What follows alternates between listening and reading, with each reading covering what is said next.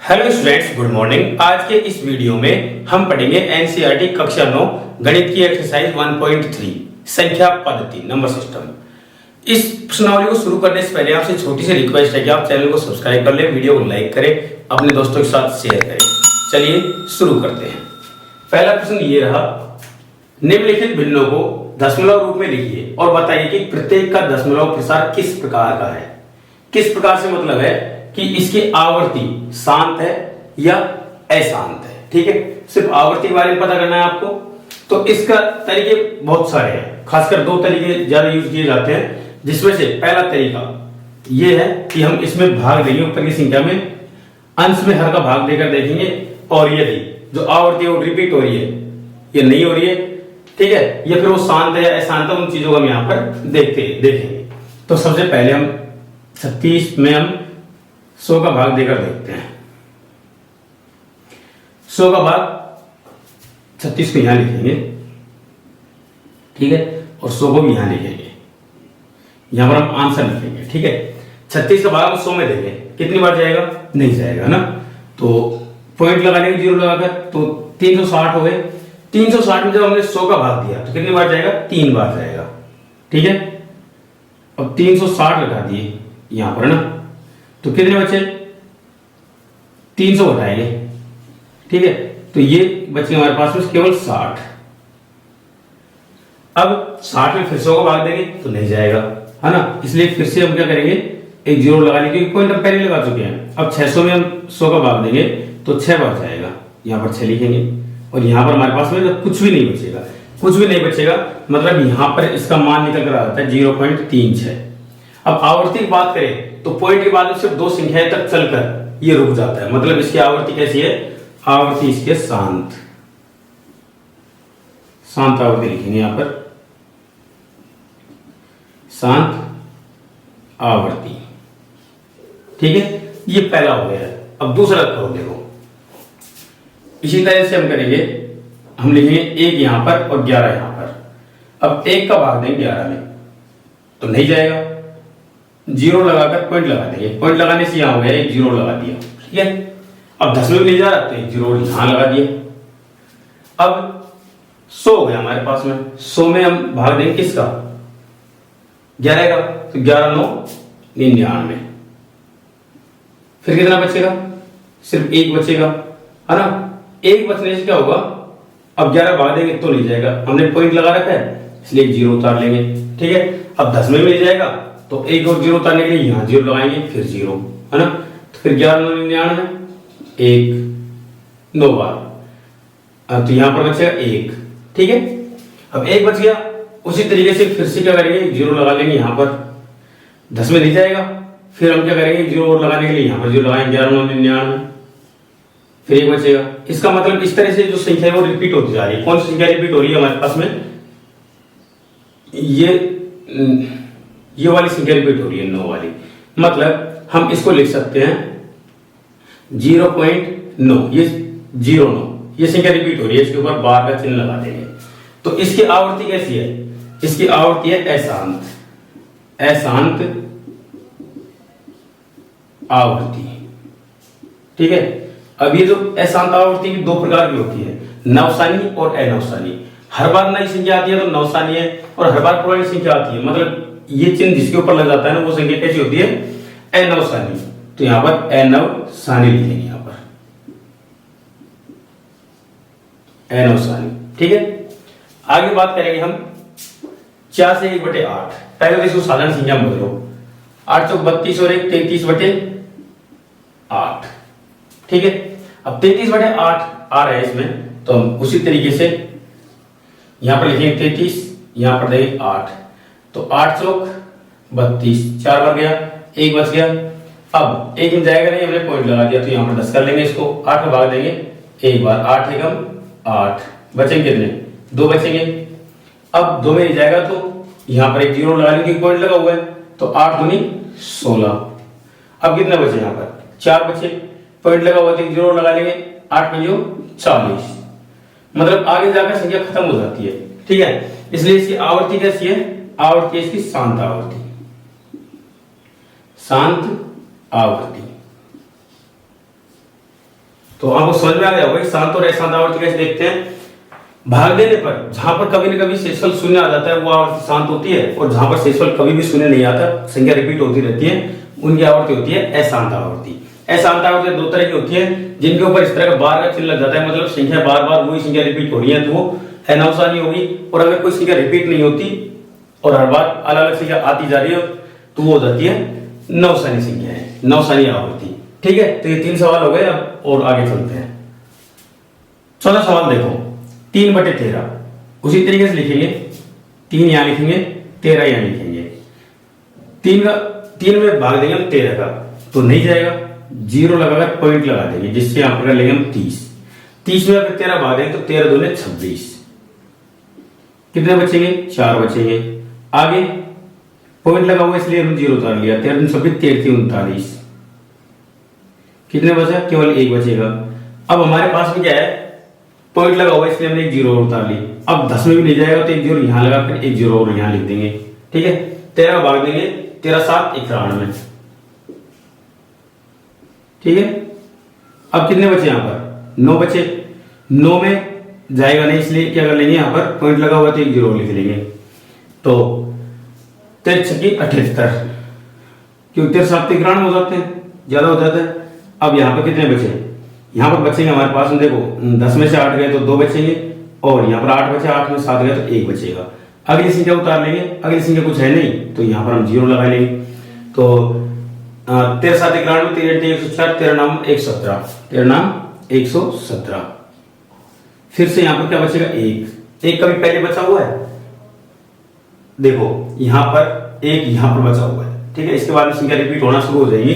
तो देखो अब क्या करेंगे हम, यहां पर एक 0 लगाएंगे, पॉइंट लगा हुआ है। अब 0 लगाने से भाग नहीं गया तो फिर एक 0 यहां पर लगाएंगे और फिर 0। ठीक है, तो फिर 13 7 91। ठीक है, फिर क्या बचेंगे हमारे पास में? 9 बचेंगे। अब 9 बच गए तो एक 0 लगा लेंगे, पॉइंट लगा हुआ है। फिर क्या करेंगे हम? 13 छक्की 78। ठीक है, फिर ऐसे चलता ही जाएगा ये, क्योंकि संख्या कहां से रिपीट होने लग गई? संख्या 7 के आसपास से रिपीट होने लग गई है ना। तो हम इसको क्या लिखेंगे? इसका मतलब 0.23, 0 से रिपीट होने लग गई, 0 7 6 9। ठीक है, देखो 2 3 तो आगे आया नहीं, फिर से ये यहां से देखो ये संख्या वापस आने लग गई, तो ये संख्या रिपीट हो रही है इसकी। ठीक, और ये कंटिन्यू आती जाएगी। तो इसको देखते हुए इसकी आवर्ती कैसी होगी? इसकी आवर्ती होगी अशांत आवर्ती, अशांत आवर्ती। और आवर्ती का टाइप कौन सा होगा? अशांत आवर्ती 2 तरह के होते हैं, नवसानी और अनवसानी। तो यहां पर संख्या देखो ऊपर का बार का चिन्ह लगा हुआ है, इसका मतलब कैसी होगी? अनवसानी, अनवसानी। ठीक है, ये हमारा 14 सवाल हो गया। 5 सवाल देखो, यहां पर बिल्कुल वही तरीका अपनाएंगे हम। 11 भाग देंगे 2 में तो पॉइंट लगा देंगे, 20 हो जाएगा। 11 एकम 11, कितने बचेंगे? 9 बचेंगे। अब जैसे ही 9 बचा हमने एक 0 लगा लिया, 11 8 88। फिर क्या बचेगा हमारे पास में? 2 बचेगा, पॉइंट लगा लेंगे तो 11 एकम 11। फिर क्या बचेगा? 9 बचेगा, पॉइंट लगा लेंगे, फिर वो 0 लगा लेंगे तो 11 8 88। ठीक है, तो फिर क्या बचेगा हमारे पास? 2 बचेगा। इस तरह से ये करते जाएंगे तो आगे बढ़ता ही चला जाएगा। तो यहां पर हम इसको क्या लिख सकते हैं? इसको लिख सकते हैं 0.18 के ऊपर बार, क्योंकि 18 18 कंटिन्यू चलता ही जा रहा है, अब ये रुकेगा नहीं। ठीक है, तो इसको देखते हुए इसकी आवर्ती कैसी होगी? इसकी आवर्ती होगी अशांत आवर्ती। और बात करेंगे नवसानी या अनवसानी की, तो ये होगी अनवसानी, क्योंकि पुरानी संख्या बार बार रिपीट हो रही है इसमें भी। ठीक है, छठे सवाल की बात करेंगे। छठे सवाल में बिल्कुल उसी तरीके से 329 यहां पर और 400 यहां पर। देखो पूरा पूरा भाग नहीं जाएगा, छोटी संख्या है इसलिए ये लगाकर हमने 0 लगाकर पॉइंट लगा दिया। इससे हम यहां पर लगा देंगे 0। अब 400 भाग देंगे तो कितने बार जाएगा? 8 बार। 832 होते हैं ना, 400 गुणा 8 है 3200। अब कितने बचे हमारे पास में? सिर्फ 90 बचे। अब पॉइंट लगा हुआ इसलिए हमने 0 लगा लिया, तो 4 दूनी 800 हो गया, 400 है ना। अब कितना बचा हमारे पास में? 100 बचेगा। अब यहां पर तो पॉइंट लगा हुआ इसलिए हम 0 लगा लिया, तो 400 भाग देंगे तो कितने बार जाएगा? 2 बार जाएगा। कितना हो गया यहाँ पर हमारे पास में 800। अब कितना बचेगा हमारे पास में 200, है ना, 200 बच गया। अब देख पॉइंट लगा हमने 0 लगा दिया, 4 का भाग देंगे तो 5 बढ़ जाएगा, ये हो जाएगा 2000। अब जैसे ही 2000 बचा हमारे पास में शेषफल कुछ नहीं बचेगा। इसको देखते हुए यहाँ पर हम पहले तो संख्या लिखेंगे 0.8225 और इसकी आवृत्ति कैसी होगी, इसकी शांत आवृत्ति होगी, ठीक है। और शांत आवृत्ति एक ही प्रकार की होती है, इसमें कोई नवसानी या अनवसानी नहीं होती, इसलिए इसकी आवृत्ति शांत है। इस प्रकार से हमारे पहला प्रश्न खत्म हो गया, ठीक है। पहले में 6 भाग थे, हमने 6 के 6 कर लिए, ठीक है। और भी इसी तरह कोई सवाल कोई दिक्कत हो तो मुझे कमेंट में बताएं, मैं उसको अलग से स्पेशल आपके लिए करवा दूंगा, ठीक है। सर प्रश्न, क्या आप जानते हैं कि 1/7 बराबर 0.14285 के ऊपर बार है। वास्तव में लंबा भाग दिए बिना क्या बता सकते हैं कि 2/7, 3/7, 4/7, 5/7, 6/7 के दशमलव प्रसार क्या है? यदि हाँ तो कैसे? देखिए बहुत सिंपल सवाल है। सबसे पहले आपको यहां पर यह चेक करना होगा कि ये संख्याओं का प्रसार, दशमलव प्रसार शांत है या अशांत है। तो देखिए इसको चेक करने की सबसे साधारण विधि यह होती है कि यदि किसी भी संख्या के हर में 2 और 5 के अलावा और यदि कोई तीसरी संख्या आ जाती है, जैसे 3, 5 नहीं 5, 2 और 5 के अलावा 3, 7 और या तो 2 या 5 का गुणज हो कोई, या फिर कोई सिर्फ गुणज ही आए या फिर खुद संख्या है, तभी जाकर वो उसका दशमलव प्रसार शांत होता है, अन्यथा वो अशांत हो जाता है। तो यहां पर देखो 7 है, अगर 11 आता तब ये अशांत रहता है, यहां पर इसका भी अशांत है। इस तरह यदि 13 आता तो भी अशांत हो जाता, ठीक है। 2 को छोड़कर, 2 और 5 को छोड़कर यदि कोई संख्या आएगी तो उसका दशमलव प्रसार क्या होगा, अशांत होगा। अब यहाँ पर अशांत तो है, लेकिन अशांत में भी हम दो चीज चेक करेंगे यहाँ पर कि ये जो अशांत आवृत्ति है ये नवसानी है या अनवसानी।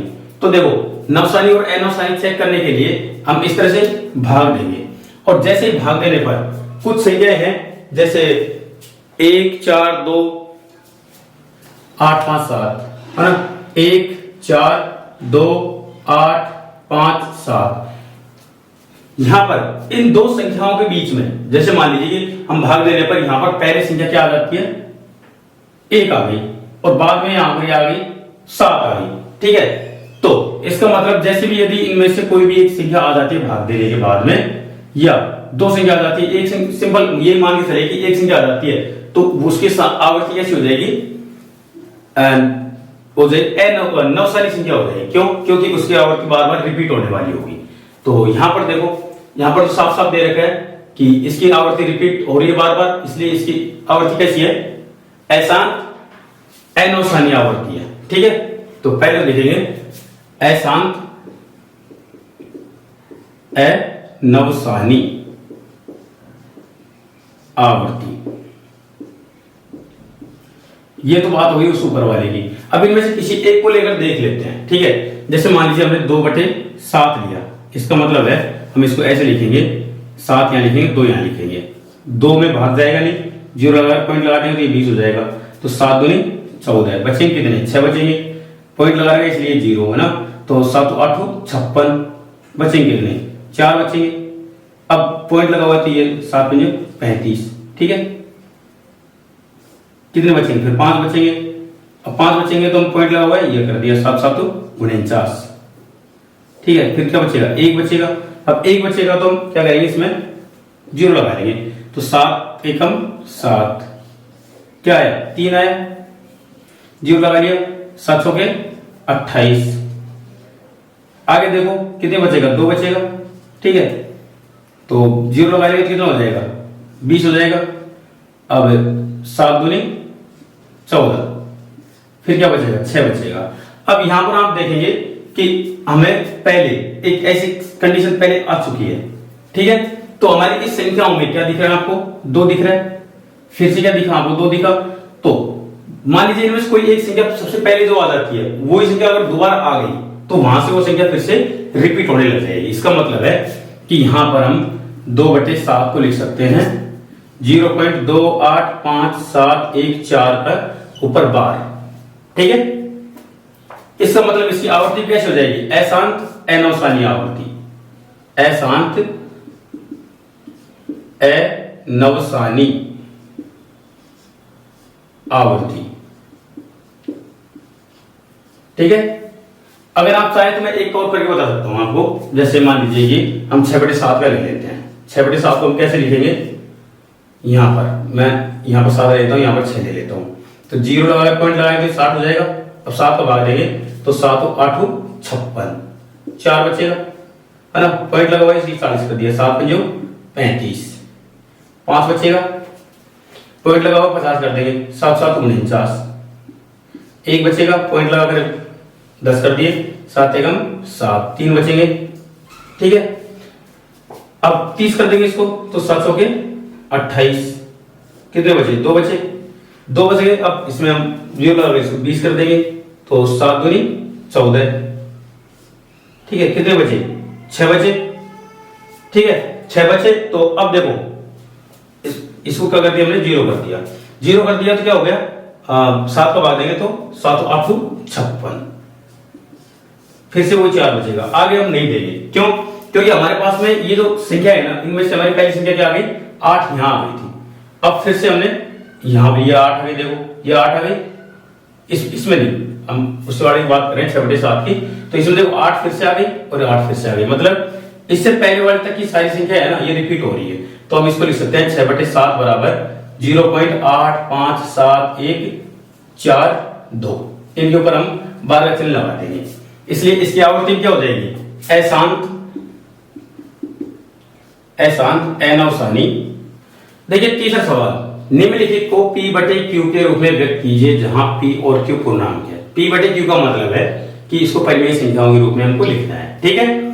पहला सवाल देखिए, 0.6 के ऊपर बार, मतलब इस संख्या में हम लिख सकते हैं x बराबर 0.6666, ये इनफाइनाइट टाइम्स रिपीट होती रहेगी, इसको हम 1 नंबर दे देते हैं, ठीक है। अभी जो समीकरण है ना, इसको हम 10 से मल्टीप्लाई कर देते हैं। समीकरण 1 को 10 से गुणा करने पर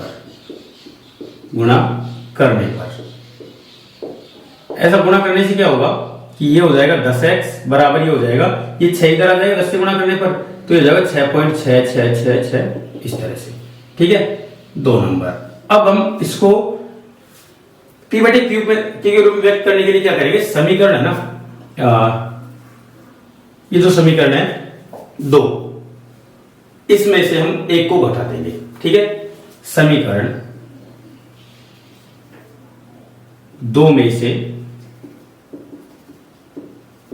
1 को घटाने पर, तो घटाते हैं, देखो यहां हो जाएगा 10x माइनस x बराबर, यहां हो जाएगा 6.6666 डॉट डॉट, इस तरह से माइनस 0.6666, इस तरह डॉट डॉट लगा देंगे, ठीक है।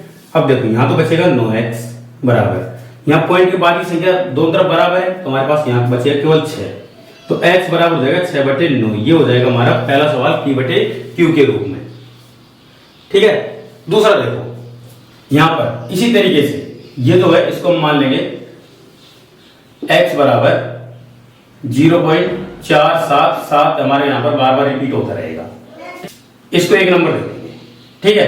आगे इसी तरीके से इस समीकरण को हम क्या करेंगे, 10 से गुणा करेंगे, तो समीकरण 1 को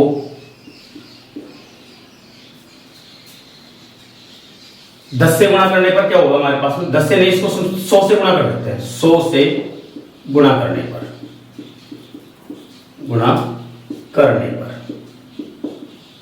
देखो 100 से गुणा करने पर ये हो जाएगा 100x बराबर, ये हो जाएगा, दो संख्या इधर आ जाएगी, तो ये हो जाएगा 47.7777, इस तरह से, ठीक है। और पहले तरह से करते हैं, पहले इसको 10 से गुणा करो, 10 से गुणा करने से ये हो जाएगा 4.77, इस तरह से, ठीक है। तो इसको 2 नंबर दे दो, और अब करेंगे हम समीकरण 2 को 100 से गुणा करने पर, 100 से गुणा करने पर। ऐसा क्यों कर रहे हैं, क्योंकि हमें कुल मिलाकर ये पॉइंट वाली संख्या है ना, ये रिमूव करनी है, पॉइंट के बाद जो रिपीट होने वाली संख्या रिमूव करनी है। तो ये 100 से गुणा करेंगे तो क्या हो जाएगा, समीकरण 2 को नहीं 1 को गुणा करेंगे, तो ये हो जाएगा 100x बराबर, ये हो जाएगा 47.7777, इस तरह से 3 नंबर। अब क्या करेंगे हम, समीकरण 3 में से 2 घटाएंगे, 3 में से 2 घटाने पर,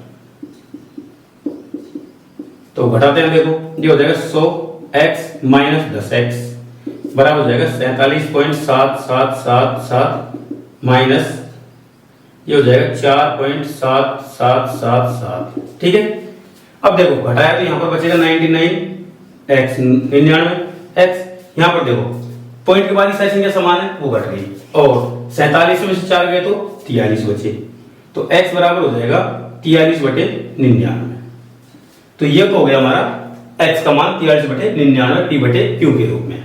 अभी हमारा एक सवाल और है, ठीक है, तो यहां पर हम इसको कर लेंगे x बराबर 0.001,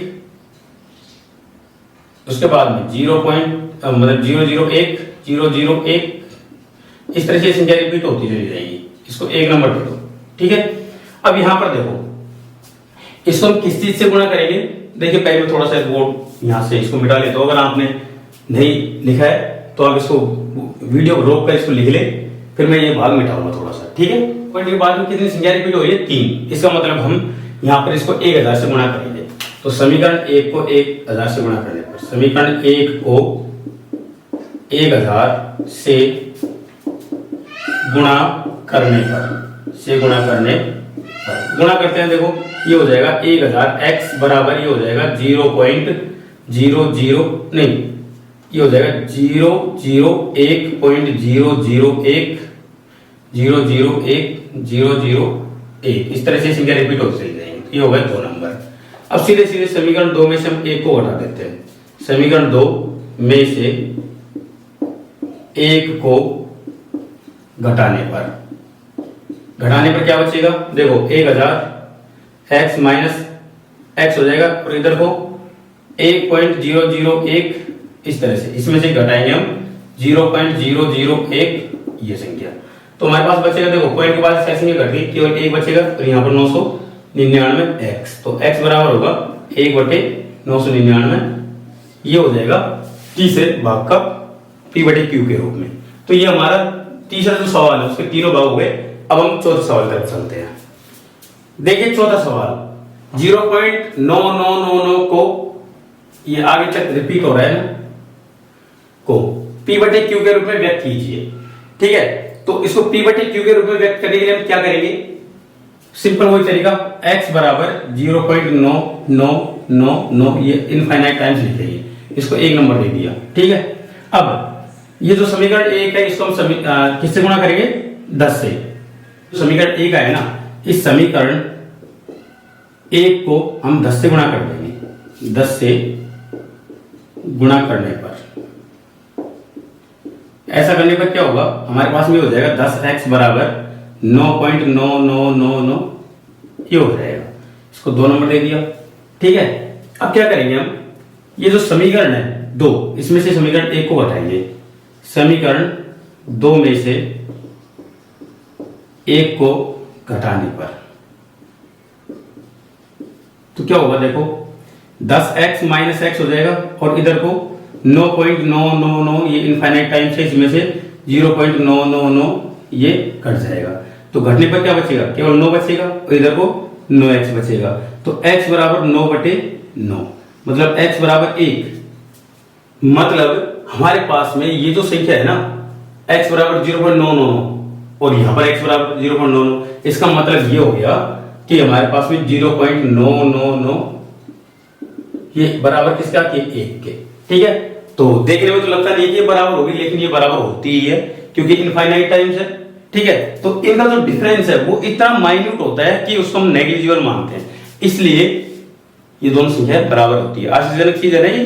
ठीक है, तो ये हमारा चौथा प्रश्न हो गया। 5वीं तरफ चलते हैं। देखिए 1/17.4 में अंकों की पुनरावृत्ति खंड में अंकों की संख्या अधिकतम क्या हो सकती है, जांच कीजिए।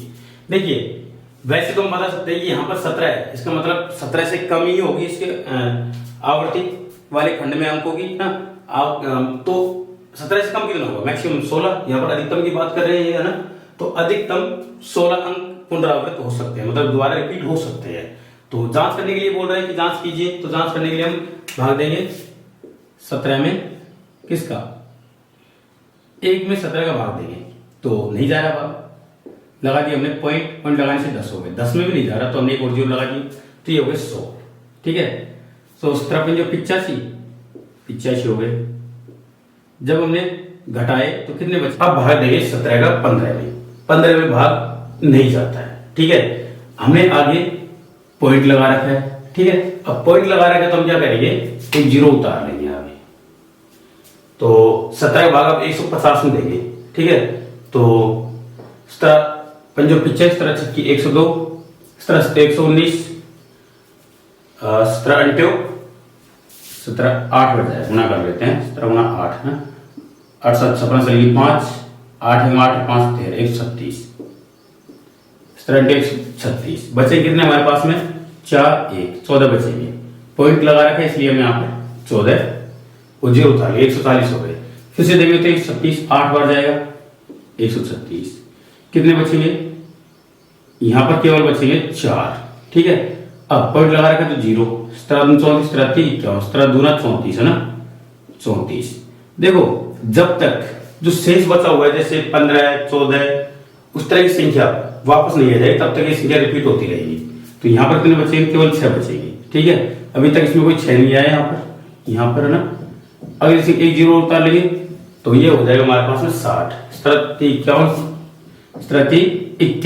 ठीक है, अब कितने बचेंगे, 9 बचेंगे, तो एक 0 उतार लेंगे तो 17 85, कितने बचेंगे, 5 बचेंगे।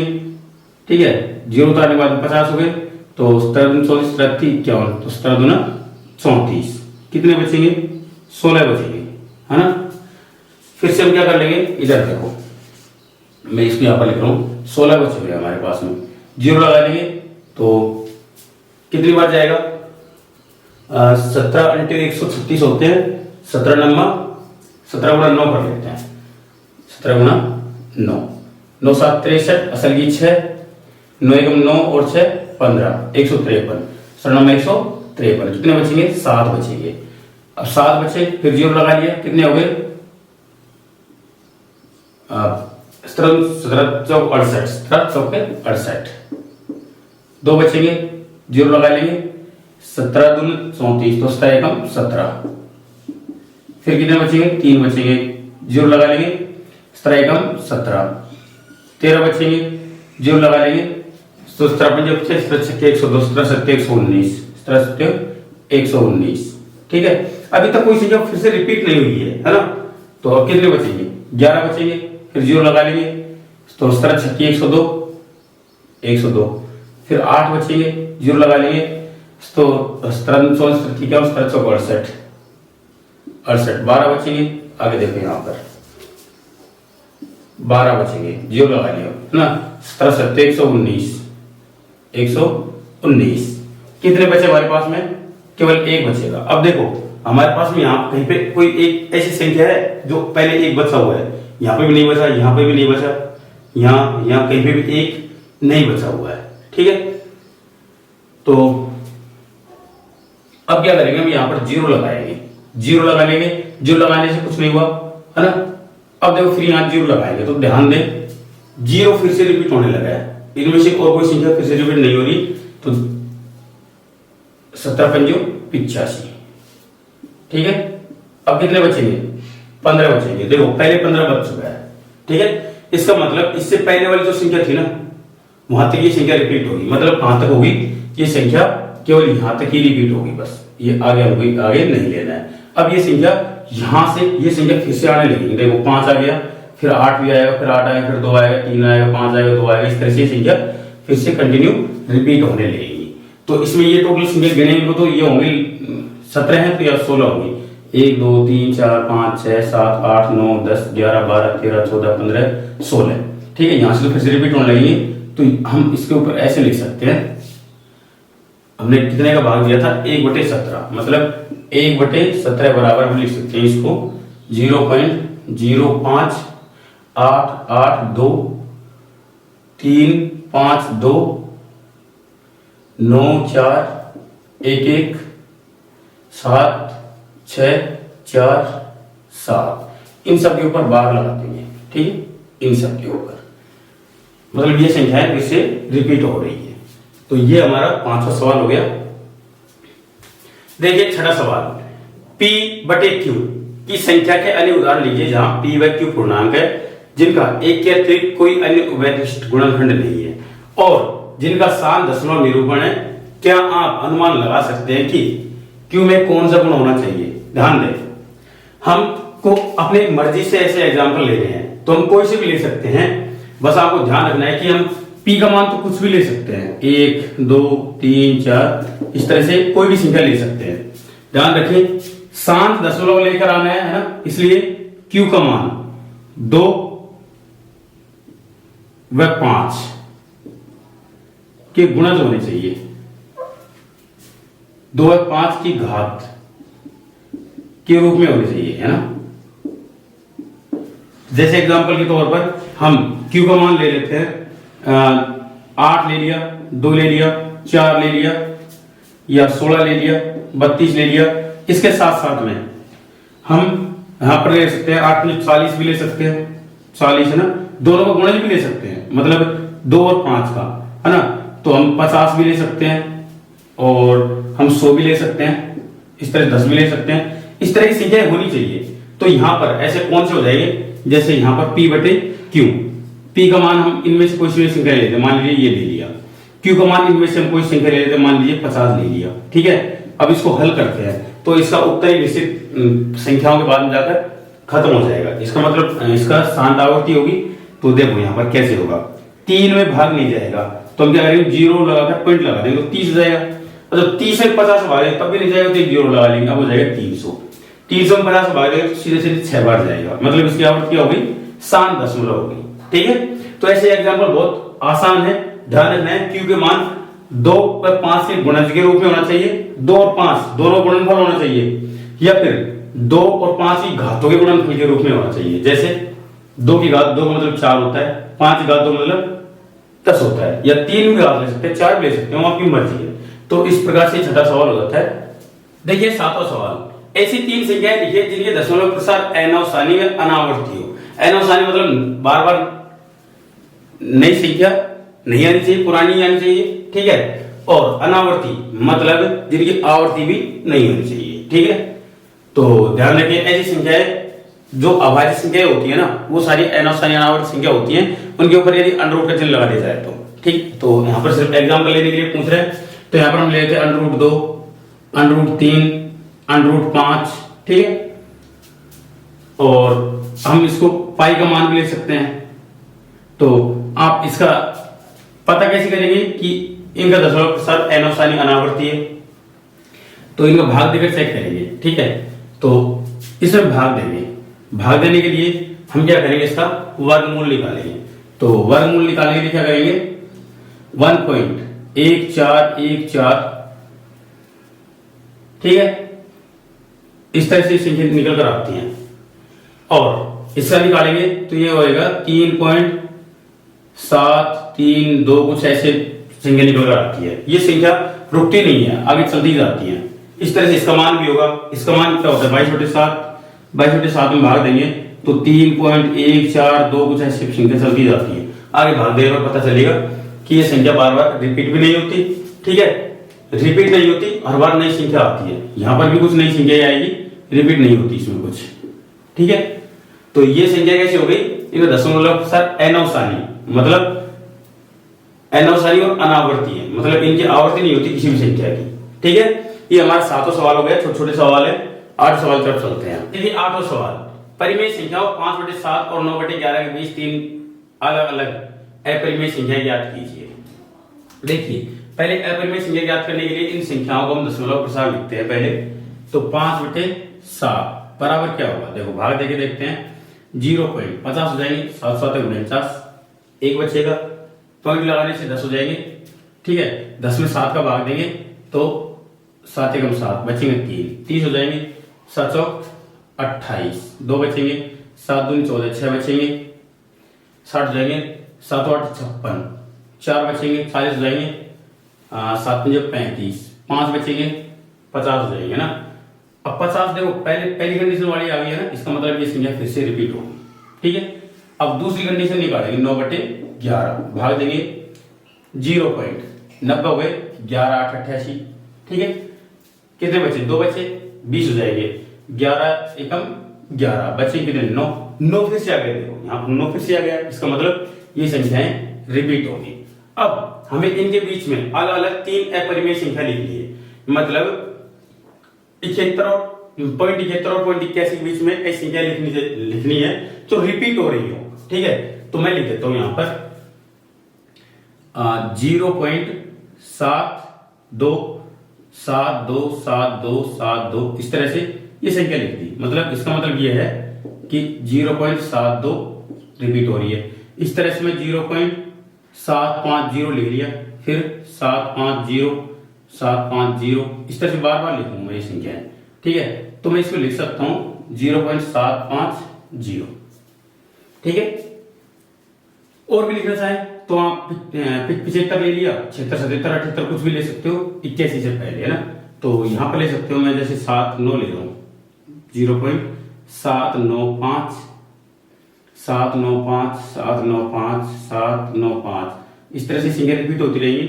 इसका मतलब ये है कि ये हो जाएगी 0.795 के ऊपर बार। इस तरह से इनके बीच में और भी बहुत सारी संख्या हो सकती हैं जो बार बार रिपीट होती हो। वही संख्या क्या होंगी? यहाँ पर अलग अलग अपरिमेय संख्या होगी। ठीक है, तो ये हमारा 8वां सवाल हो गया। अब 9वें सवाल की तरफ चलते हैं। देखिए 9वां सवाल, बताइए कि निम्नलिखित संख्याओं में से कौन कौन संख्याएं परिमेय और अपरिमेय संख्याएं हैं। तो ध्यान रखें √23, सीधी सी बात है कि जो कोई अभाज्य संख्या होती है वो √ के अंदर होती है ना, वो हमेशा एक अपरिमेय संख्या होती है। तो ये हो जाएगी अपरिमेय संख्या। ठीक है, जैसे √3 है, √2 है, √5 है, नहीं √5 है, √7 है, √11 √13 इस तरह की सारी संख्या क्या होती है? अपरिमेय संख्या होती है। इसको देखो हम लिख सकते हैं 125 को हम तोड़ सकते हैं 5 गुणा 5 गुणा 5 के रूप में। ठीक है, तो जब 5 गुणा 5 के रूप में हम इसको तोड़ सकते हैं तो इसका कुछ ना कुछ वर्गमूल निकल कर आ जाएगा। 225 है ना, इसके टुकड़े कर लेते हैं पहले। तो कितना का भाग जाएगा इसमें? 5 का जाएगा, तो 5 चौके 20। ठीक है, और 2 बचेंगे 25। ठीक है, आगे इसको और तोड़ेंगे तो 9 पंजे 45, तो इसका वर्गमूल निकल जाता है यहाँ पर। तो ये संख्या क्या हो जाएगी? एक परिमेय संख्या आ जाएगी।